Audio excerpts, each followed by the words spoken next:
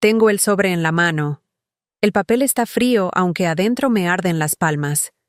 Y no sé explicar por qué el cerebro guarda esas cosas con tanta claridad.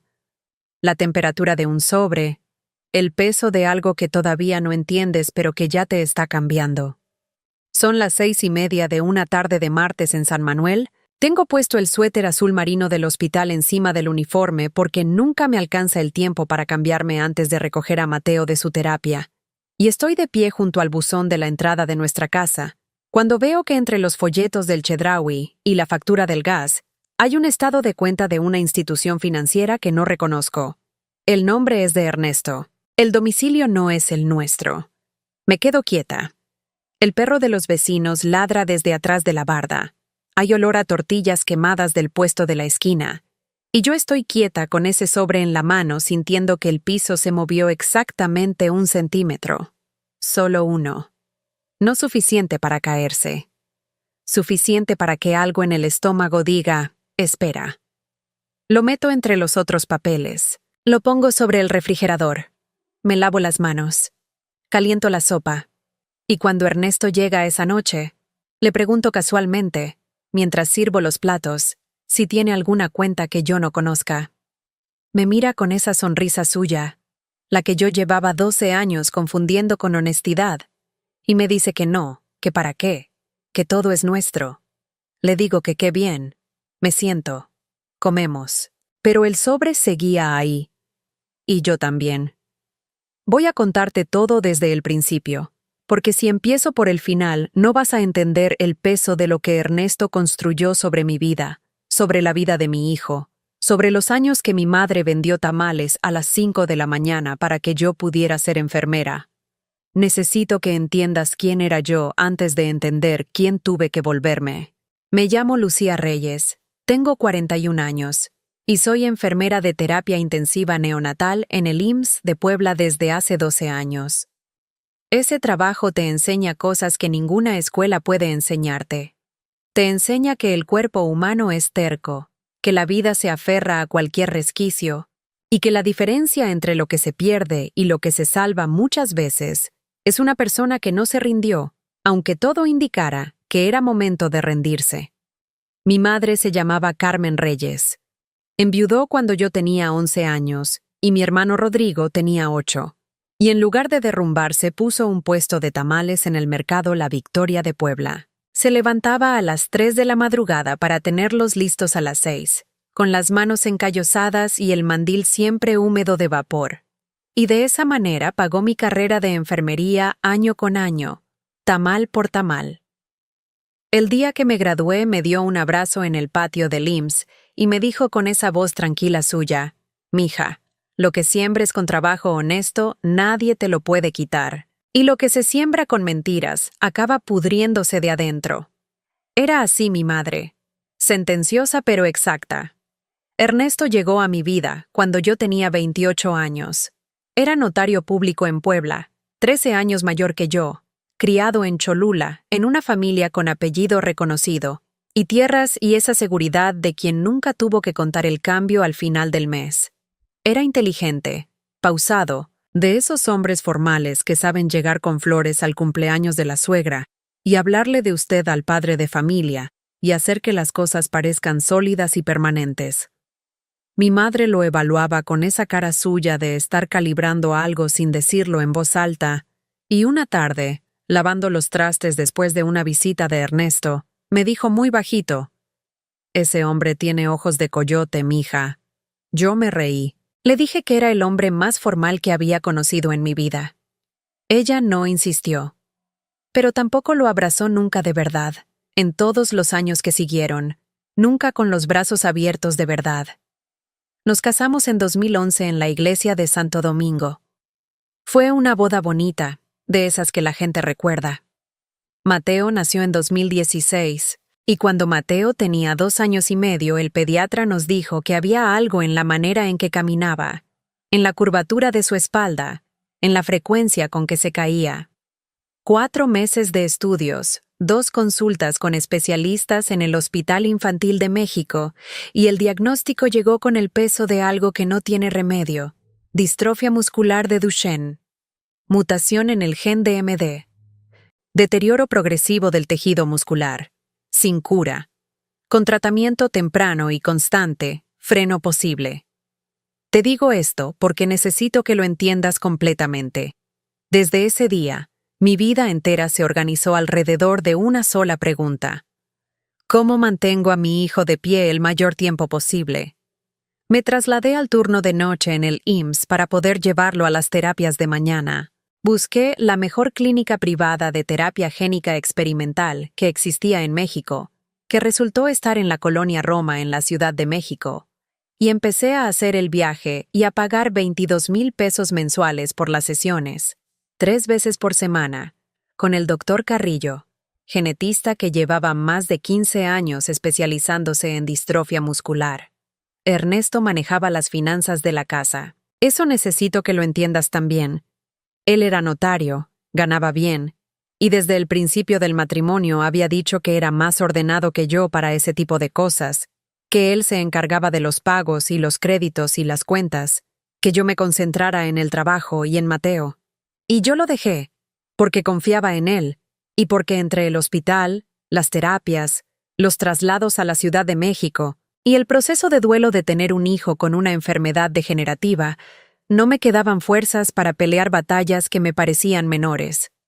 Un día, 2 años después del diagnóstico, Ernesto llegó a casa con cara seria y me dijo que la clínica había aumentado el costo del tratamiento de Mateo, de 22,000 a 35,000 pesos al mes, que el esquema había cambiado, que los medicamentos importados habían subido de precio, que él ya había hablado con el doctor Carrillo, y estaban trabajando en alternativas.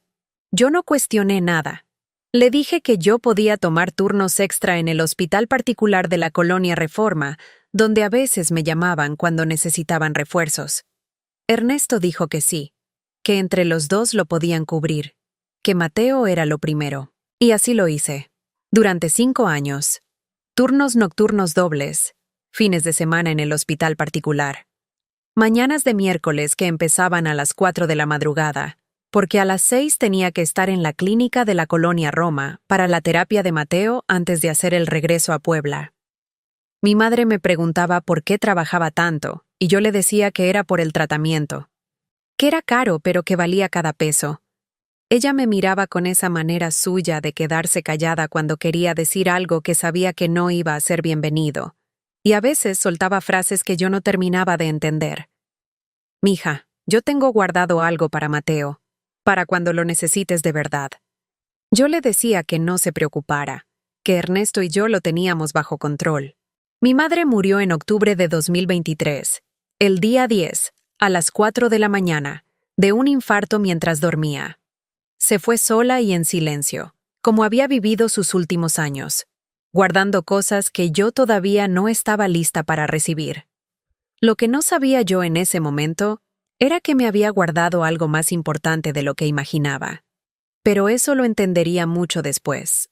Primero tenía que pasar por todo lo demás. El sobre del buzón había sido en septiembre. Lo guardé entre mis recuerdos sin saber muy bien qué hacer con él. No lo olvidé exactamente. Más bien lo coloqué en ese espacio mental donde uno pone las cosas que molestan, pero que todavía no tienen nombre suficiente para exigir atención. Eran cosas pequeñas que no encajaban. Ernesto empezó a viajar más a finales de ese año. Decía que era por casos notariales en Querétaro, que el estado estaba creciendo aceleradamente y había mucho trabajo de escrituración en los nuevos desarrollos de Juriquilla. Una semana aquí, una allá, a veces 2 seguidas. Regresaba con esa energía de quien acaba de descansar, no de quien acaba de trabajar. Pero yo me decía que era su manera de ser, que siempre se había repuesto rápido de los viajes. Una noche que yo creía que Mateo dormía, lo escuché desde el pasillo hablando muy bajito al teléfono en el cuarto de la televisión. No alcancé a entender las palabras, pero el tono estaba mal. Era el tono de alguien que consuela a alguien a quien quiere de una manera particular. Y cuando entré al cuarto, Ernesto colgó enseguida y me dijo que había sido un cliente angustiado por un juicio de sucesión que se estaba complicando. ¿Le creí? O quise creerle. Que no es lo mismo. Empecé a dormir mal. no de manera dramática, no con pesadillas ni sobresaltos que me despertaran. Simplemente dejé de llegar al sueño profundo. Me despertaba a las 3 de la madrugada con esa sensación de alerta que no tiene nombre claro, como si el cuerpo supiera algo que la mente todavía se negaba a mirar de frente. En el hospital me decía que era el estrés acumulado de años de turno nocturno. Me compraba tés de tila en la Victoria. Rezaba el rosario antes de dormir como me había enseñado mi madre. Ernesto rezaba el rosario cada noche por la salud de Mateo. Con los ojos cerrados, la voz seria, genuinamente concentrado en apariencia. Y yo lo miraba rezar y pensaba que ese hombre era bueno, que éramos un equipo, que lo que habíamos construido era sólido aunque fuera difícil. No sé con precisión en qué momento dejé de estar completamente segura de eso. No fue un instante. Fue una acumulación de cosas pequeñas que mi cuerpo iba archivando sin informármelo directamente. La manera en que a veces revisaba su teléfono antes de dejarlo en la mesa. La vez que llegué 1 hora antes de lo esperado, y lo encontré todavía en el carro en la cochera hablando. La tarde que Mateo le preguntó a su papá cuándo iba a volver de Querétaro, y Ernesto no supo en el primer instante qué decirle.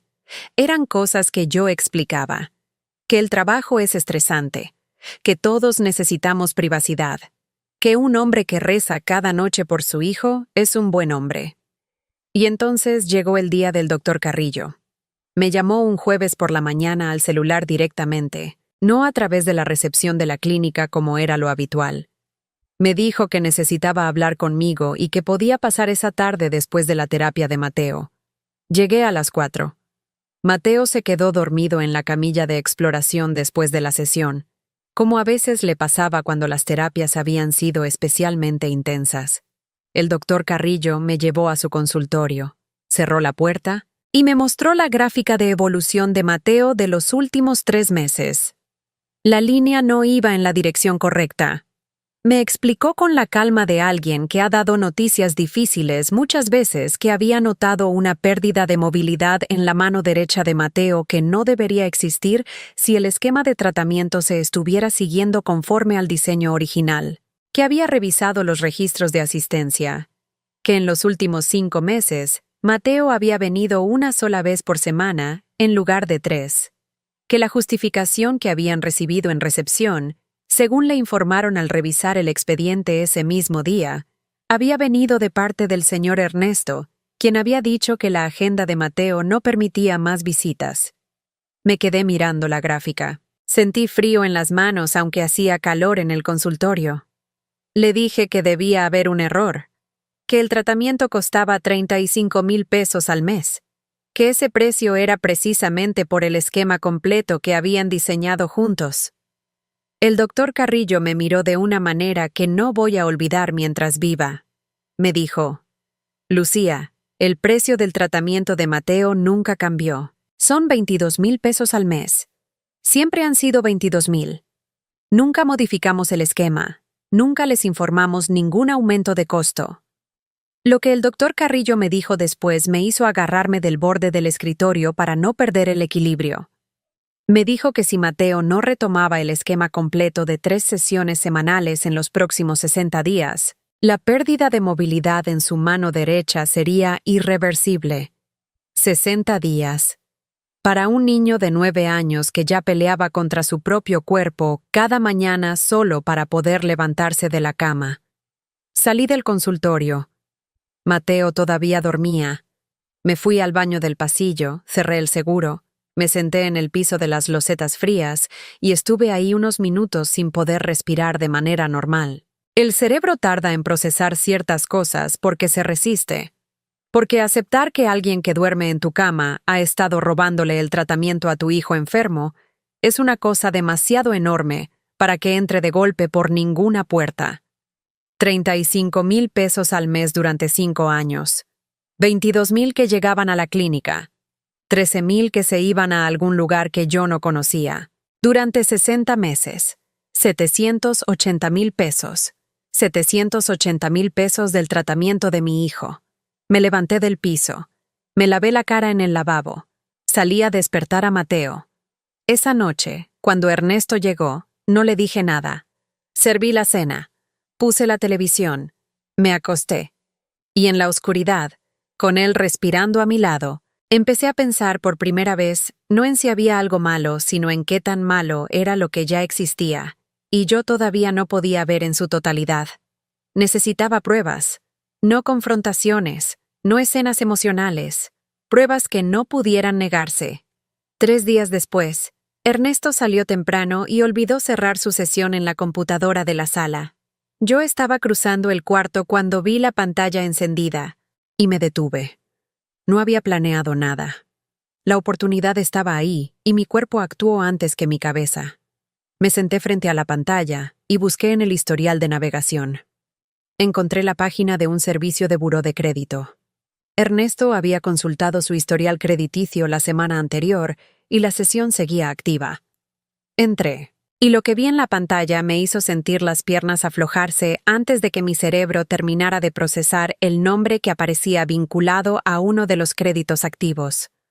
Un crédito hipotecario por 3.100.000 pesos, para un departamento en Juriquilla, Querétaro. Fecha de inicio del crédito: marzo de 2017. El nombre de la persona acreditada: Patricia Galván. Mis rodillas se doblaron antes de que mi cerebro procesara completamente el nombre de Patricia en la hipoteca. Me quedé sentada delante de la pantalla. El nombre no era de Ernesto, sino de una mujer, pero el crédito aparecía en el historial crediticio de Ernesto. Eso significaba que él era aval, o codeudor, o algo más que yo todavía no podía nombrar con precisión. Tomé una fotografía de la pantalla con el celular. Cerré la sesión. Me levanté. Fui a preparar el desayuno de Mateo como si nada hubiera pasado. Pero el nombre Patricia Galván se había grabado en algún lugar de mi cabeza donde las cosas no se borran aunque uno quiera. Esa misma noche Ernesto llegó con un andador ortopédico importado para Mateo, de esos con ruedas ajustables y frenos de mano que cuestan varios miles de pesos, y lloró frente a mí y frente a Celia, mi compañera enfermera que había venido a visitarnos, diciendo con voz quebrada que todo lo que tenía en esta vida era para su hijo. Celia lo abrazó conmovida. Yo lo miré. Le di las gracias. Serví café. El andador llegó exactamente el día después de que yo descubrí el nombre de Patricia Galván en su historial crediticio. No sé si fue coincidencia. En ese momento empecé a sospechar que con Ernesto muy pocas cosas eran coincidencia. Fue entonces cuando llamé a Rosa. Rosa Villegas era mi compañera de turno en terapia intensiva neonatal desde hacía 8 años, la persona que sabe cuándo estás mal antes de que tú misma lo proceses, y también la única persona en mi vida cuyo hermano era abogado especialista en derecho familiar y patrimonial. Le pedí que nos viéramos fuera del hospital. Nos encontramos un sábado en el Café Dalia frente al Parque Ecológico, y le conté todo. El buró de crédito, el nombre Patricia Galván, el aumento falso del tratamiento de Mateo, los 13,000 pesos mensuales que habían estado desapareciendo durante 5 años. Rosa me escuchó sin interrumpir, con esa cara suya de cuando algo la indigna profundamente, pero se controla porque sabe que este no es el momento de la emoción, sino de la estrategia. Cuando terminé de hablar me dijo: Lucía, antes de hacer cualquier movimiento, necesitamos entender la dimensión completa de esto. Lo que tienes ahorita es real, pero no es suficiente para que no haya manera de salir. Necesitamos más. Tenía razón. Y yo lo sabía. Si iba a desmantelar lo que Ernesto había construido, tenía que hacerlo de manera que no existiera ningún resquicio por el que pudiera escurrirse. Rosa llamó a su hermano Javier esa misma tarde. Lo que siguió fueron semanas en que viví 2 vidas en paralelo. De día, la Lucía que todo el mundo veía, esposa de Ernesto, madre de Mateo, enfermera del IMSS que llegaba a casa y calentaba la cena y preguntaba cómo había ido el día y dormía en la misma cama con el mismo hombre de siempre. Y de noche, otra Lucía que guardaba fotografías y capturas de pantalla en una carpeta cifrada del teléfono, que aprendía a leer escrituras notariales y registros de propiedad con la misma atención clínica con la que leía monitores de signos vitales, que construía en silencio lo que iba a necesitar para que la verdad no pudiera ser negada. Una semana después de haber visto el historial crediticio, Ernesto me preguntó con una calma demasiado cuidada si yo había revisado su computadora. Le dije que sí, que había entrado buscando mi propio historial crediticio porque quería tramitar un crédito del IMSS para algunas mejoras en la casa y no recordaba bien cómo estaba mi score. Me miró durante varios segundos. Yo sostuve la mirada sin que nada en mi cara dijera nada distinto de lo que estaba diciendo. Le mencioné que también estaba revisando opciones para cubrir mejor el tratamiento de Mateo, porque se me estaba haciendo pesado económicamente. Eso lo desarmó completamente. Le brillaron los ojos con esa humedad que yo había confundido siempre con amor genuino. Me dijo que no me preocupara, que él se encargaba de todo, que para eso estaba, que Mateo nunca iba a quedarse sin lo que necesitaba. Esa noche fui al baño y me mordí la parte interior del labio para no decir en voz alta lo que pensaba.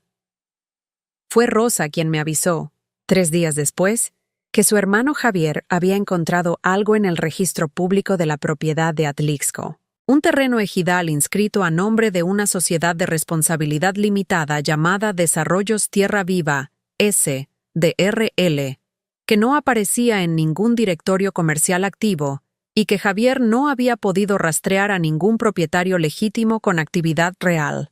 Un terreno de más de 2 hectáreas, valuado en 5.700.000 pesos, ubicado en la zona rural de Atlixco. Me quedé mirando el nombre del terreno en el mensaje de Rosa y no pude respirar por varios segundos.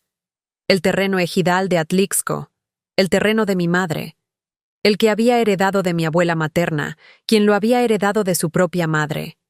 3 generaciones de mujeres que cultivaban cempasúchil en ese suelo año tras año para venderlo en los mercados antes del Día de Muertos, para tener algo concreto y propio y nuestro en un mundo donde las mujeres de esa clase y de ese tiempo no tenían muchas cosas concretas ni propias. El terreno que mi madre había dicho siempre que era la raíz, que no se tocaba, que era de la familia. Sentí el sabor del metal en la boca antes de terminar de leer el nombre completo en la escritura falsa del terreno. Javier consiguió el expediente completo. El terreno había sido inscrito a nombre de la Sociedad Fantasma mediante un poder notarial supuestamente firmado por mi madre, autenticado por un notario de Tehuacán que tenía vínculos conocidos con el gremio notarial de Puebla. La firma de mi madre en el poder era apócrifa. Era una falsificación buena, técnicamente cuidadosa, del tipo que hace alguien que conoce los instrumentos notariales desde adentro. Ernesto había falsificado la firma de mi madre para escriturar el terreno de su familia a nombre de una sociedad que él mismo había constituido. 3 generaciones de flores, 3 generaciones de manos en la tierra, y un hombre con ojos de coyote que firmó papeles falsos mientras mi madre se moría. Esa noche, cuando Mateo dormía, me permití llorar exactamente 15 minutos. Puse el timer en el celular. 15 minutos con la cara en la almohada y el sonido apagado contra el tejido. Después me limpié la cara, abrí mi libreta y empecé a hacer la lista detallada de todo lo que todavía me faltaba para que nada de esto tuviera la posibilidad de deshacerse una vez que actuara. Fue en ese punto cuando Rebeca entró en la historia. Rebeca es la hermana mayor de Ernesto, mayor que él por 5 años, criada en la misma casa de Cholula con los mismos valores de familia, pero con algo que a Ernesto claramente le había faltado desde el principio: conciencia. Rebeca y yo no éramos íntimas en el sentido de las confidencias cotidianas, pero nos queríamos con el respeto tranquilo de 2 mujeres que comparten una familia sin haber elegido hacerlo. Cuando mi madre murió, Rebeca fue la primera en llegar a la capilla y la última en irse. Me llamó por teléfono una tarde de enero. Me dijo que necesitaba verme a solas. Le pregunté si podíamos encontrarnos en el café del mercado de Analco, que está en un callejón tranquilo donde la gente no se fija en quién está sentado con quién. Llegó con un sobre manila cerrado con varias tiras de cinta adhesiva y lo puso sobre la mesa entre los 2 cafés sin decir nada primero. Me dijo: Lucía, Encontré esto en el closet de los cuartos de arriba en la casa de mis papás en Cholula. Estaba buscando documentos del seguro de mi papá. Abrí el sobre con los dedos fríos. Adentro había una credencial del INE de Ernesto, con fotografía reciente, con el mismo nombre y el mismo CURP de mi esposo, pero con un domicilio en Querétaro que yo nunca había visto. Y debajo de la credencial había un fajo de fotografías impresas. Un bautizo en una iglesia que no reconocí, con decoración de globos blancos y flores de temporada, y en las fotografías, Ernesto aparecía con traje oscuro y corbata gris, sonriendo de esa manera suya de cuando se sentía completo, parado junto a una mujer morena de pelo rizado y mirada directa. Y de las manos de los dos colgaban dos niños pequeños, un niño y una niña. Con esa expresión de los niños en las fiestas que no entienden bien qué se celebra, pero saben que es algo importante. Al pie de una de las fotografías, alguien había escrito a mano con pluma azul, con letra redonda y cuidadosa: Bautizo de Sofía y Rodrigo Montiel Galván. Querétaro, 2019. Montiel. El primer apellido de Ernesto. El apellido que yo compartía con él desde 2011, en dos niños de otra mujer. Rebeca dejó caer el sobre en la mesa y solo dijo, con esa voz plana de quien lleva días cargando algo muy pesado: Mi hermano tiene otra familia. No lloré. Estaba más allá del llanto en ese punto específico del proceso. Lo que sentí fue algo más parecido a una claridad brutal, como cuando llevas horas buscando algo en un cuarto oscuro, y alguien enciende la luz de golpe y lo ves todo de una vez, todo exactamente en su lugar. Y el horror no es solo lo que ves, sino el tiempo que llevas rodeada de ellos sin poder distinguirlo de las sombras normales. Tomé las fotografías. Le pregunté a Rebeca si podía quedarme con el sobre. Me dijo que era para eso que había venido. Javier, el hermano de Rosa, confirmó el resto en cuestión de días. Un acta de matrimonio civil expedida en Querétaro en el año 2017, donde Ernesto Salcedo Arteaga, con el mismo CURP, con la misma fecha de nacimiento, figuraba como cónyuge de Patricia Galván Rosas. Un matrimonio civil válido ante el Registro Civil del Estado de Querétaro, simultáneo al nuestro, que era del año 2011 y nunca había sido disuelto. Bigamia real. Documentada, en papel con sello oficial del gobierno. Había dos niños con el apellido de Ernesto en Querétaro. Había un departamento en Juriquilla pagado con un crédito que aparecía en su historial. Había un segundo matrimonio. Había una segunda vida completamente construida, completamente paralela, completamente simultánea, mientras él rezaba el rosario en nuestra sala por la salud de Mateo y desviaba el dinero del tratamiento del mismo niño para sostener otra existencia. Javier me dijo esa noche: Lucía, ya es más que suficiente para la fiscalía. Esto es bigamia, falsificación de instrumento público, fraude patrimonial. ¿Podemos actuar ahora?, le dije. Sé que es suficiente, pero necesito que sea completo. Que no haya manera de que salga por ningún lado. Si alguien en este momento está viviendo con una verdad que encontró y todavía no sabe cómo manejar, con algo que descubrió y que le pesa en el pecho como una piedra que no es suya, necesito que escuches esto. Ese agotamiento que sientes no es debilidad y no es exageración. Es el costo físico real de cargar algo que no debería ser tuyo. Esperar a tener todo lo necesario antes de actuar no es cobardía, es inteligencia. La diferencia entre confrontar con dolor y confrontar con poder es lo que ibas a acumular en esas semanas. Lo que llegó después fue lo peor.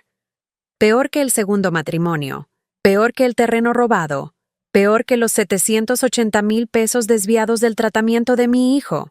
Mateo tenía un reloj inteligente que Ernesto le había regalado el año anterior, presentándolo como herramienta para monitorear su actividad física durante las terapias. Tenía GPS, función de llamada y mensajería básica. Yo lo había configurado para recibir alertas de ubicación cuando Mateo estaba en la clínica. Lo que no sabía, porque Mateo me lo contó de pasada un martes de regreso de la sesión con el doctor Carrillo, era que el reloj registraba conversaciones cuando alguien le hablaba de cerca al micrófono. Mateo me lo dijo con esa inocencia de los niños que no conocen el peso de lo que están transmitiendo. Me dijo, «Mamá, papá me habla mucho cuando me pone el reloj por las mañanas, como si me estuviera contando secretos». Y me preguntó por qué yo trabajaba tanto si no soportaba estar con él. Me detuve en un semáforo en rojo en el Boulevard Héroes del 5 de Mayo. Le pregunté, con la voz lo más tranquila que pude, que si podía contarme exactamente qué le había dicho su papá. Mateo me repitió, con esa memoria de niño que retiene todo sin filtrar el peso de nada. «Tu mamá trabaja tanto porque no soporta estar contigo. Por eso nunca está en casa». El semáforo cambió a verde. Arranqué. Y conduje los 4 kilómetros restantes hasta llegar a casa en piloto automático, mientras por dentro se cerraba algo que ya nunca iba a volver a estar abierto de la misma manera. Esa noche descargué el historial completo del reloj. Había 17 archivos de audio de conversaciones entre Ernesto y Mateo en distintos momentos. Las escuché todas con audífonos, acostada en la oscuridad de nuestra recámara con él dormido a menos de 2 metros. Tardé 4 horas. En una de las grabaciones, en la voz suave y pausada que Ernesto usaba para las conversaciones que quería que Mateo recordara, le decía a mi hijo, «Si tu mamá te quisiera de verdad no estarías perdiéndote, pero ella prefiere a sus pacientes que a ti». Ese fue el momento en que el dolor dejó de ser dolor en el sentido ordinario y se convirtió en otra cosa. Una resolución, una certeza fría y perfectamente articulada de que lo que iba a ser completo, documentado, irreversible, y que no iba a quedar un solo milímetro de margen por el que Ernesto Salcedo Arteaga pudiera salir de lo que había construido. Al día siguiente fui al consultorio del doctor Carrillo antes de la terapia de Mateo. Le pedí unos minutos en privado. Me recibió al mediodía.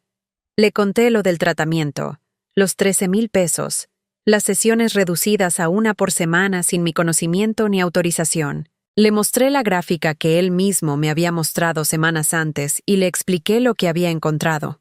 El doctor Carrillo me escuchó con esa calma específica de quien ha dedicado su vida profesional a proteger a pacientes que no pueden protegerse solos. Cuando terminé, me dijo algo que tardé días en poder recordar sin que se me llenaran los ojos de agua. He tratado distrofia en 60 familias y nunca vi a un niño pelear con tanta fuerza como Mateo, y eso solo lo explica una madre como usted. El veneno no está en sus genes, sino en quien debía protegerlo. Me pidió los comprobantes de pago de los 5 años. Le dije que Ernesto manejaba los pagos directos y que yo solo tenía los registros de mis depósitos y los retiros que él hacía de la cuenta conjunta. Con eso, y con los registros de asistencia de la clínica, la diferencia era matemáticamente demostrable. El doctor Carrillo dijo que estaría disponible como testigo si se necesitaba para el proceso. Javier dijo esa semana, «Ya tenemos todo, Lucía. Podemos ir a la fiscalía mañana». Yo le dije, «Espera. Falta una cosa. Quería que todo pasara en el mismo momento. Que todo lo que Ernesto había construido en 2 ciudades, en 2 registros civiles, en 2 notarías, en 2 familias, colapsara en el mismo instante, frente a la misma gente, sin posibilidad de anticiparlo ni controlarlo. Cuando Ernesto anunció la misa de acción de gracias en la Catedral de Puebla que el Colegio de Notarios organizaba para reconocer sus 20 años de ejercicio notarial, supe exactamente dónde iba a ser ese momento. Coordiné con Rebeca por separado, por mensaje cifrado, con los detalles precisos de dónde necesitaba que estuviera y en qué momento. Rebeca respondió sin titubear. «Hecho». Coordiné con Patricia Galván, que me había escrito por su cuenta para decirme que quería que la verdad saliera y que estaba dispuesta a estar presente. Le dije que sí, que la nave lateral derecha de la catedral, que entrara cuando viera que las cosas empezaban a moverse.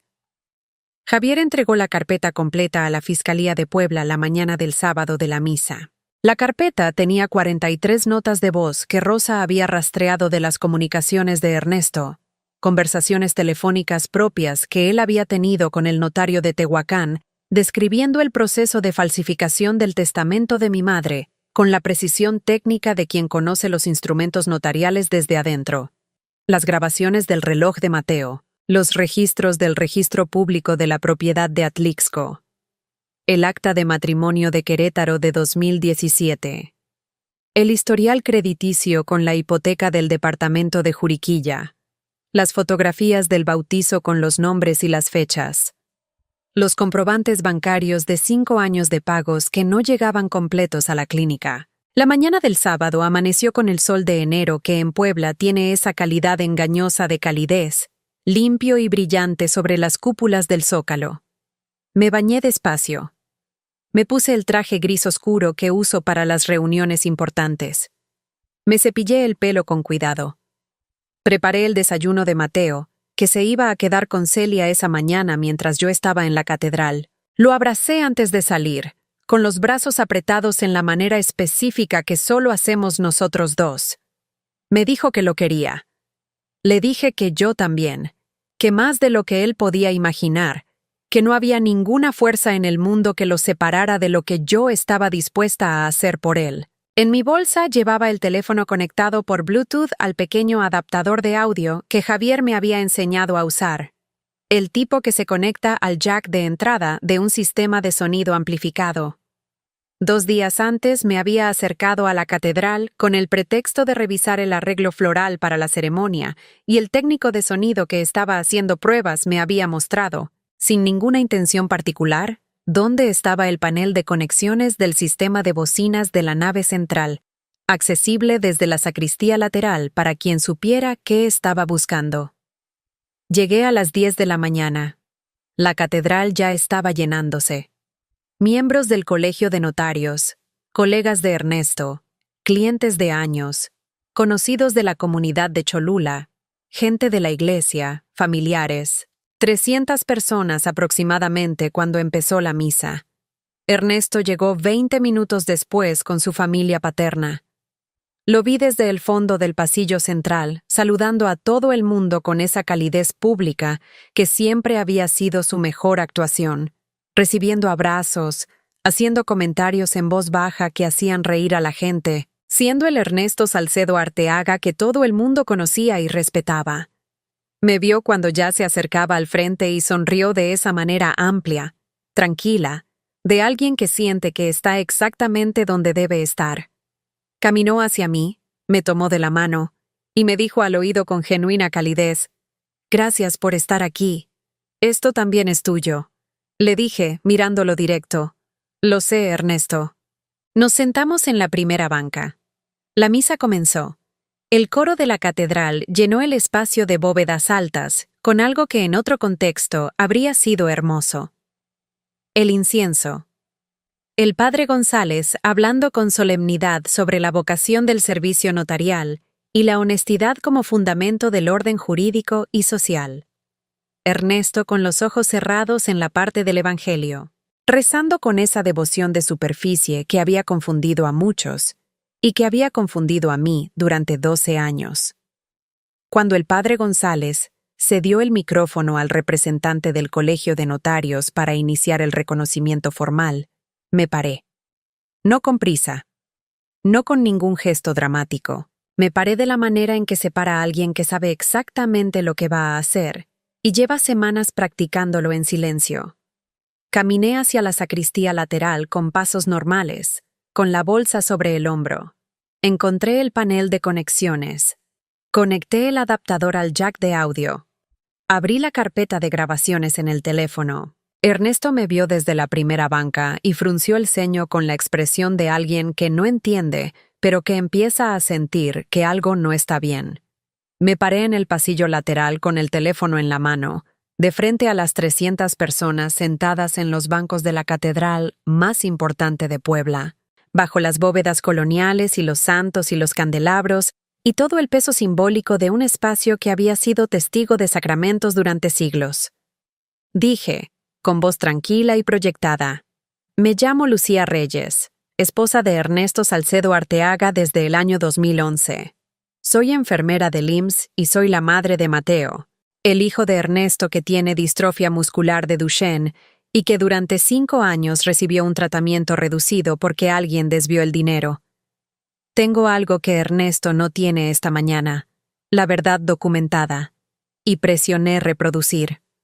La voz de Ernesto llenó la catedral. Su voz, clara, profesional, con el tono exacto que usaba en sus despachos notariales, describiendo, en una conversación telefónica con el notario de Tehuacán, el procedimiento por el que había preparado la falsificación del testamento de Carmen Reyes. La acústica de la catedral, construida para que la palabra llegara hasta el último banco, llevó cada sílaba sin distorsión hasta los 4 extremos del espacio. Vi a la madre de Ernesto llevarse la mano a la boca lentamente, como si no quisiera que nadie la viera hacerlo. Vi al representante del colegio de notarios soltar el micrófono sobre el atril con un ruido seco. Vi al padre González dar un paso hacia atrás y mirar al costado con la expresión de quien no sabe si su lugar en ese momento es intervenir o dar espacio. Ernesto se levantó de la primera banca. Caminó hacia mí con una expresión que nunca había visto en su cara en 12 años de matrimonio. La máscara había caído, y lo que quedaba debajo era algo que tardé un segundo en identificar porque en 12 años él nunca lo había mostrado. Miedo real. No el miedo performativo del hombre que dramatiza emociones para mover a la audiencia correcta. Miedo de verdad, del que no se controla. Llegó a la mitad del pasillo central y se detuvo. Porque por la nave lateral derecha entró Patricia Galván. Morena, pelo rizado, con un niño de 6 años de la mano y una niña de 4 en brazos, ambos con los apellidos de Ernesto en su acta de nacimiento, ambos mirando a su padre con esa expresión de niños que ven algo importante, que no comprenden del todo. Patricia traía un sobre en la mano libre y me miró a mí primero, antes de mirarlo a él, con una expresión que no era triunfo sino algo más cercano al agotamiento de quien también lleva demasiado tiempo cargando una mentira que no construyó. Ernesto giró hacia la nave lateral, giró hacia donde estaba yo, y giró hacia la nave derecha, y ahí estaba Rebeca, parada exactamente donde había dicho que iba a estar, entre Ernesto y la puerta lateral, con los brazos cruzados sobre el pecho, y esa expresión de mujer mayor que ha tomado una decisión definitiva y ya no la revisa.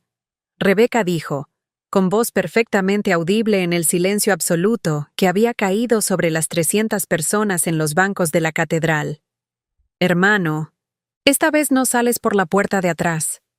Ernesto los miró a todos.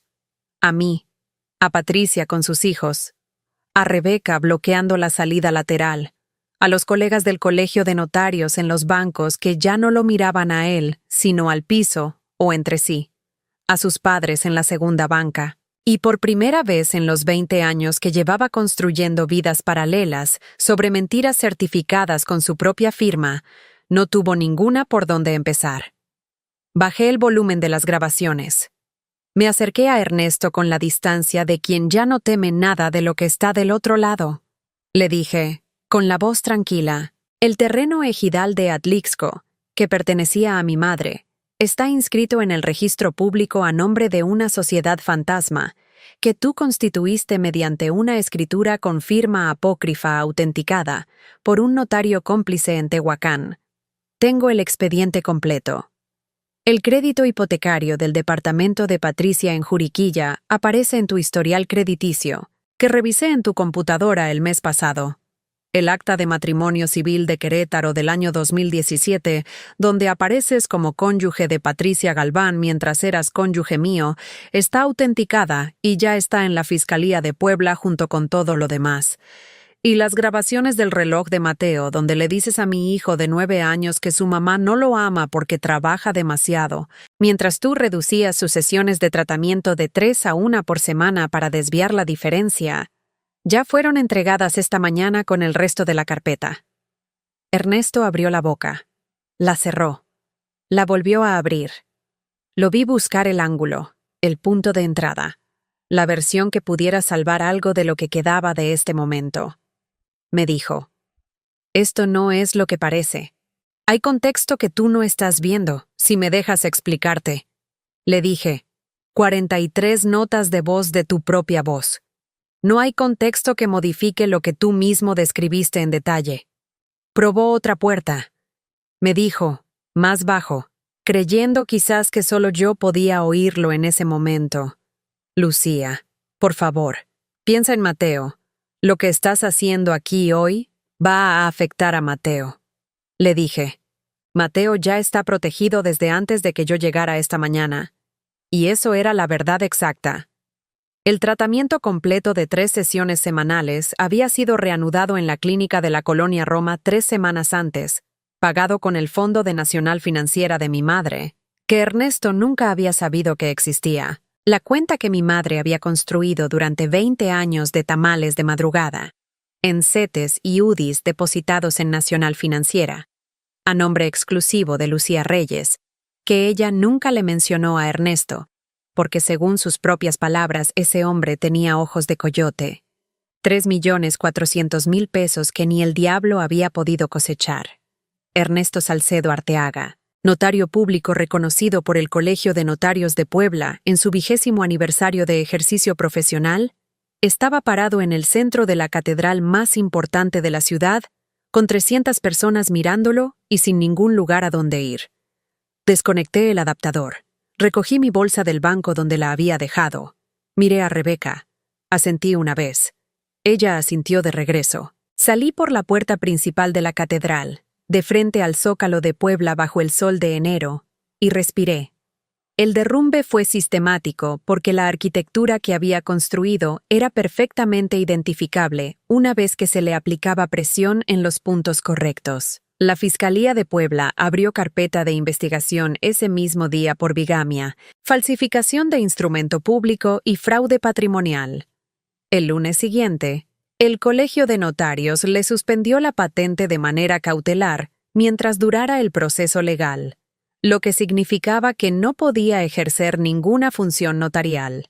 El miércoles, el juez que revisó la carpeta determinó que el historial de fuga potencial, dado el domicilio alternativo documentado en Querétaro y los vínculos familiares en otro estado, justificaba la detención preventiva. Ernesto fue detenido esa tarde. El notario de Tehuacán, que había autenticado el poder notarial falso del terreno de Atlixco, también fue denunciado y enfrenta proceso por complicidad en falsificación de instrumento público. La Comisión Nacional de Derechos Humanos fue notificada del caso como parte del expediente que documenta el patrón de conducta. El Registro Público de la Propiedad inició el proceso de restitución del terreno ejidal de Atlixco.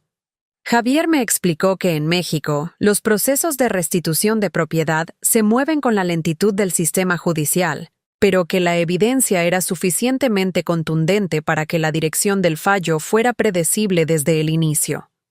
Patricia Galván presentó su propia denuncia por fraude patrimonial desde Querétaro. Resultó que ella no había sabido nunca de la existencia de un matrimonio previo. Ernesto le había mostrado documentos que supuestamente acreditaban su divorcio. Le había mostrado papeles, porque los papeles eran su oficio. Patricia era otra víctima de la misma arquitectura de falsificaciones. Los 2 hijos en Querétaro iniciaron proceso legal para el reconocimiento formal de pensión alimenticia. El notario que durante 20 años había autenticado los asuntos patrimoniales más importantes de otras familias en Puebla, enfrentaba proceso en el Cerezo de San Miguel por haber falsificado el testamento de su propia suegra. Hubo un momento, unas semanas después de la misa, cuando Rosa me mostró la cobertura en los periódicos locales de Puebla, en la que pensé en todas las personas que ese día en la catedral habían estado mirando hacia el banco del frente, sin saber lo que iba a pasar. Los colegas del Colegio de Notarios que habían visto a Ernesto recibir reconocimientos durante años.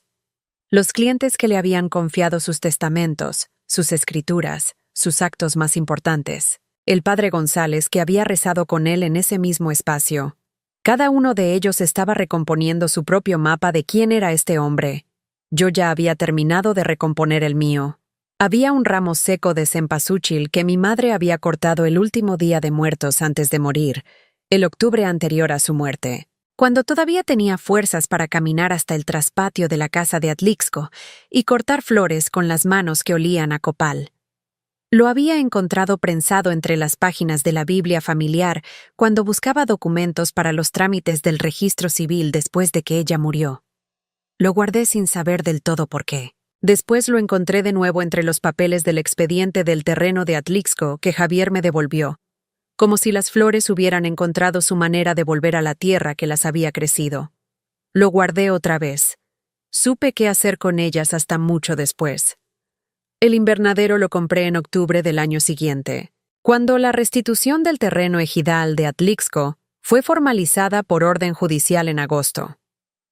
Es pequeño, de paredes de cristal y estructura de metal pintado de verde oscuro, con bancales de madera tratada donde caben exactamente los mismos tipos de cempasúchil que cultivaba mi madre, el amarillo que se llama gigante y el naranja pequeño que se siembra en hileras apretadas. Está junto al terreno, al borde de la primera parcela, con vista hacia el cerro que mi madre me mostraba desde que yo era chica, como el marcador de que estábamos en casa. Lo compré con el fondo de Nacional Financiera, con los tamales de mi madre. El primer domingo de octubre llegué con Mateo a las 8 de la mañana. El sol de octubre en Atlixco tiene una calidad específica que no existe en otro lado, más dorado que en Puebla, más horizontal, como si tuviera tiempo suficiente para quedarse. Mateo hizo sus ejercicios de fisioterapia entre las macetas mientras yo preparaba la tierra de los bancales nuevos, con esa concentración suya de niño que sabe que cada movimiento importa y que no desperdicia ninguno. El doctor Carrillo había reportado 6 semanas antes que la movilidad de la mano derecha había respondido al esquema completo, que si manteníamos el ritmo no sería necesario declarar pérdida permanente de función. Eso me lo dijo en el pasillo de la clínica, y yo tuve que apoyarme en la pared porque las piernas no me alcanzaban a sostener sola el alivio de ese momento. Mateo levantó los brazos en su ejercicio de extensión con esa cara suya de esfuerzo satisfecho, la misma cara que ponía cuando conseguía algo que le había costado. Había armado un altar pequeño en la esquina más soleada del invernadero, con la foto de mi madre del día de mi graduación de enfermería, donde tenía exactamente la expresión de alguien que sembró algo durante años y está viendo la cosecha, una veladora blanca y una cajita de tamales de rajas del mercado La Victoria, porque era lo que correspondía. Puse el ramo seco de cempasúchil en el altar. Le dije en voz baja, para que solo el sol de octubre y las flores y Mateo que seguía haciendo sus ejercicios pudieran oírme. Tenías razón, mamá. Sí tenía ojos de coyote. No voy a decirte que estoy bien en el sentido de que ya nada duele. Eso sería mentirte, y yo decidí hace tiempo que no voy a hacer eso nunca más. Hay cosas que no se recuperan. Los meses del tratamiento de Mateo que se perdieron mientras yo trabajaba turnos dobles creyendo que el dinero llegaba donde debía llegar. Los años en que Mateo escuchó palabras que un niño no debería escuchar de su padre sobre su madre. La confianza de que las personas que comparten tu cama son quienes dicen ser. Pero hay cosas que sí se recuperan, y que no habrían existido sin que todo lo demás pasara. La tierra de tu abuela vuelve a estar en tus manos. La cuenta que tu madre construyó con décadas de trabajo honesto está intacta porque ella tuvo la sabiduría de no confiar en quien no merecía confianza. La salud de tu hijo responde cuando le das lo que necesita sin que nadie desvíe lo que le pertenece. Y la claridad de saber quién eres cuando ya nadie está contándote otra versión de ti misma. Esa claridad no tiene precio en ninguna denominación. Quiero hablar de lo que aprendí sobre cómo funciona este tipo de engaño. No como lección teórica, sino como alguien que lo vivió desde adentro y que estuvo mirando los mecanismos de cerca durante meses de investigación. El control de las finanzas presentado como cuidado es una de las herramientas más efectivas porque se confunde con amor. Cuando alguien te dice que se encarga porque es más ordenado, que tú te concentres en lo que sabes hacer, lo que en realidad está construyendo es un perímetro de opacidad que puede explotar durante años sin que lo detectes porque tú misma lo autorizaste al principio. Eso no es tu culpa. Es una técnica. La culpa transferida al niño enfermo es otra. Decirle a un hijo que su madre no lo ama porque trabaja demasiado, cuando la razón de que trabaje demasiado es el dinero que tú mismo estás robando del tratamiento de ese mismo niño, es una operación de una crueldad que no tiene nombre suficientemente preciso en ningún idioma. Es destrucción deliberada de dos personas al mismo tiempo usando a una como instrumento para dañar a la otra. Según el Dr. Carrillo, que ha tratado a más de 60 familias con diagnósticos de Duchenne en más de 15 años de práctica especializada, el factor más determinante en la progresión de la enfermedad después del acceso al tratamiento es la estabilidad del entorno afectivo del niño. Un niño que pelea necesita saber que no está peleando solo. Mateo peleó con tanta fuerza en parte porque yo no me rendí, pero Mateo también perdió meses de movilidad que no tendría que haber perdido. Eso es permanente en un sentido específico, y esa permanencia tiene nombre y apellido. La bigamia en México ocurre con una frecuencia que los registros oficiales no capturan completamente, porque en muchos casos no llegan a la fiscalía.